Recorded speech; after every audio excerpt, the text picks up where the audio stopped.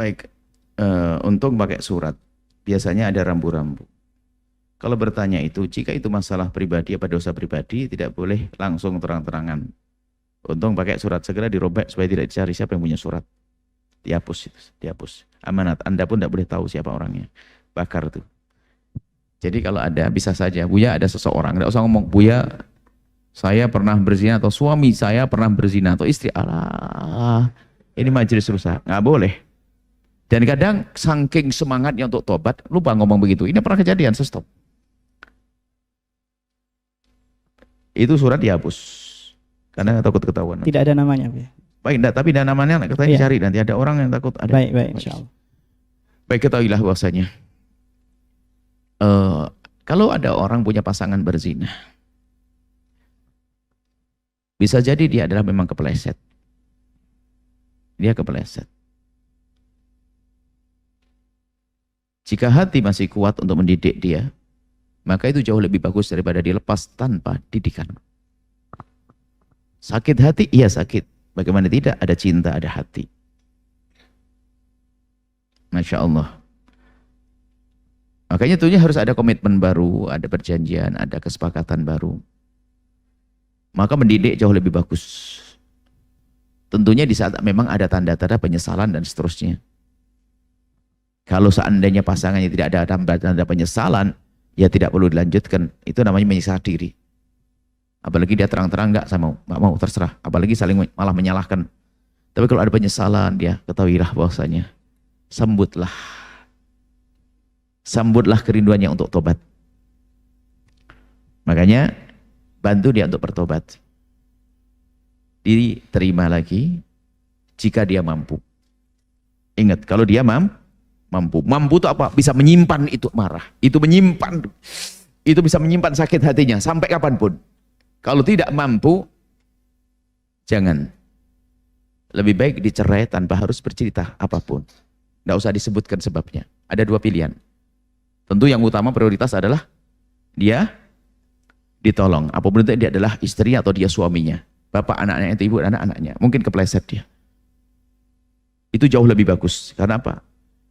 Membawa orang kepada kebaikan kewajiban kita kan. Apakah itu keluarga kita atau orang lain. Islam kan ngajarkan begitu. Tentunya di saat dia kuat. Karena ada emosi cinta di dalam hatinya. Kalau ternyata sang suami tersebut tidak mampu atau istri nggak kuat.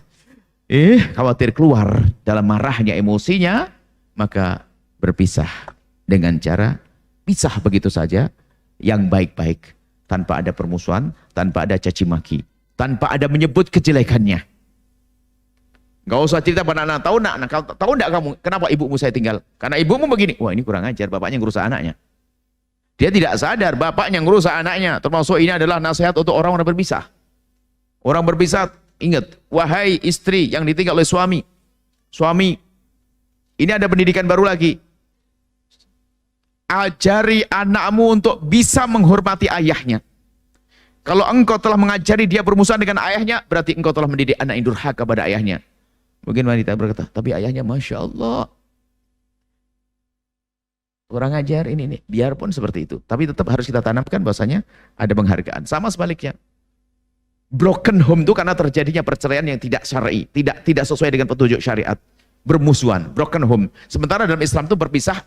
Tasrih bi ihsan, imsak bil ma'ruf, tasrih bi ihsan. Kalau pisah baik-baik. Tetap saling menghargai. Kalau ada aib tidak usah dibongkar. Kenapa? Itu kan juga ibu anakku. Kenapa harus aku bongkar? Aku bermasalah dengan dia. Tapi dia ibu anak-anakku. Aku jaga anakku. Nggak akan dibongkar.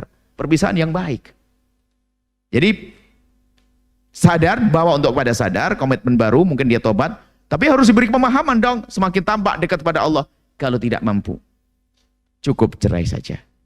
Karena begini, seorang istri kalau sudah menemukan suaminya fasik, dia ngajukan cerai tidak dosa. Seorang suami yang menemukan istri yang berzina, kalaupun cerai tidak dosa. Kenapa? Ini pelanggaran besar. Artinya cerai diam-diam saja, selesai. Cuman ketahuilah itu kan pasangannya.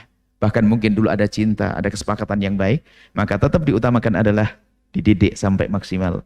Kemudian setelah itu dia tobat. At-taibu minadz dzambi kama la dzambalah. Orang bertobat dari dosa seperti orang yang tidak pernah punya dosa. Maksudnya apa? Jangan diungkit. Karena mengungkit kita itu seolah-olah menganggap dia sama seperti dulu. Itu matahkan semangat untuk tobat. Nggak boleh ngungkit. Wah dasar kamu begitu. Tiap hari diungkit terus. Kalau Anda setiap hari mengungkit berarti Anda nggak mampu. Cerai saja, biar dia mendapatkan laki-laki yang bisa memuliakannya. Jangan diungkit. Kalau ingin mengabadikan, jangan diungkit. Didik dia sampai menjadi orang mulia, baru dia hebat. Suami hebat atau istri yang hebat.